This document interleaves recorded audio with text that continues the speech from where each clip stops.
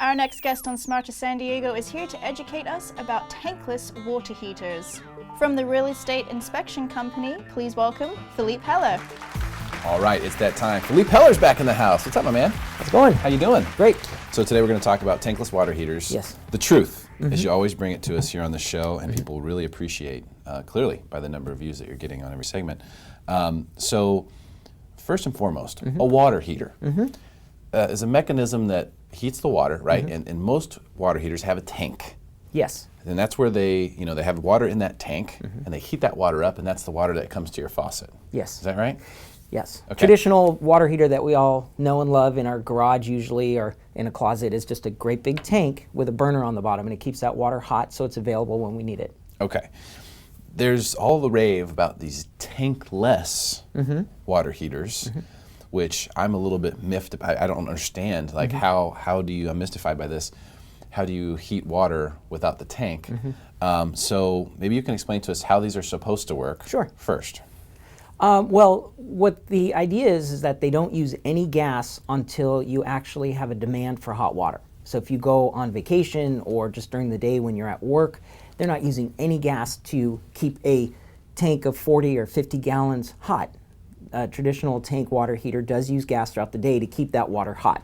So the idea is to eliminate that gas usage and only use gas when you need hot water. And that results in some savings of natural gas or propane, or even electricity. Sounds good. Sounds like a good idea. Hey, you're right. While I'm at work here, while we're here, our old school water heater is heating up that water at the house, which we clearly aren't going to need for a while. Correct. So that sounds like a good idea. There's a but, though. Well, this is Smarter San Diego, so we're trying to educate people. And one of the things to think about is if you live in an older home, and when I say that, maybe 25 years or more, there may be a lot of additional costs in upgrading to a tankless water heater. So whenever you're thinking of an energy-saving device, whether it's a clothes washer or light bulbs or whatever, you have to calculate the payback. And is it worth the upgraded expense in order to save a little bit of money? And with tankless water heaters, that's not always the case. Okay, so what you're telling me is that it is all fine and dandy, and there is savings potentially there. Yeah.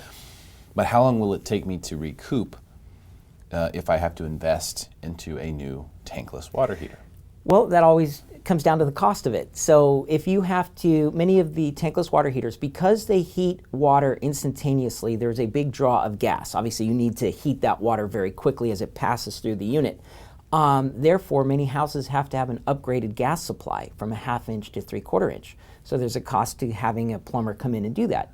Then, since the water is fed to the tanks usually from the bottom rather than the top, you also have to reroute some plumbing. In addition, you have to do the flue from a traditional galvanized steel to PVC or to stainless steel. So there's a lot of extra costs. If you have to incur, another $1,000 on top of the expensive water heater, your payback is going to be so long that it really doesn't make sense. Because you might be saving $10, $20 a month in gas. Yeah. Depends on the size of your family. Yeah, but not a lot. Right. So if it costs you $3 or $4 grand to get a new heater and get all the things done, Correct. Then you're talking about like a 20-year payback.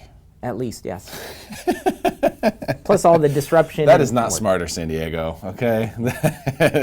We got to keep it smarter. So what would make sense for people who, maybe let's say, the water heater's on the fritz or whatever, and they're thinking about getting a new one anyway? What would maybe be a smarter move? Well, water heaters in general last about 10 years on average. Some less. We've seen brand new water heaters in tract homes. They buy contractor grade. They only last 6 or 7 years. Some last a bit more. You get the higher end ones.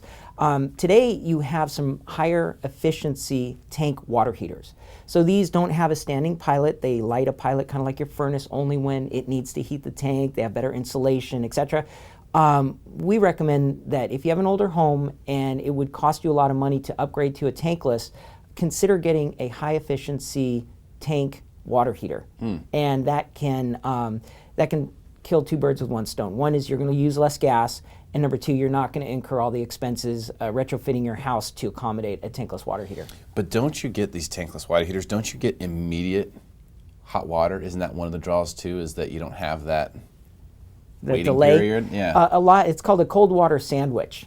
And it's that slug of cold water in the pipe that is between the water heater and your faucet. So when you turn it on, we all have that where you have to wait a minute or two, sometimes longer, for hot water to actually come out of the tap. A lot of people think when you buy tankless, it's going to deliver hot water immediately, and that's not the case. So a lot of people, even after spending all that money, are disappointed to find out that they still have to wait the same amount of time before that hot water actually gets to their faucet.